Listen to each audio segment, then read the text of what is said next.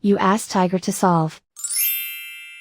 This deals with linear equations with one unknown. The final result is x equals 1. Let's solve it step by step. Simplify the expression. Simplify the arithmetic. Group all x terms on the left side of the equation. Subtract 3x from both sides. Group like terms. Simplify the arithmetic. Group like terms. Simplify the arithmetic. Group all constants on the right side of the equation. Add 4 to both sides.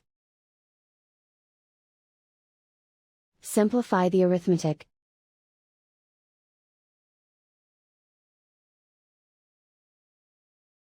Convert the x into a positive number. Multiply both sides by -1.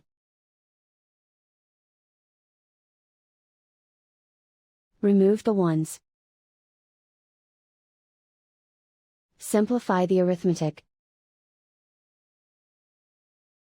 And so the final result is x equals 1.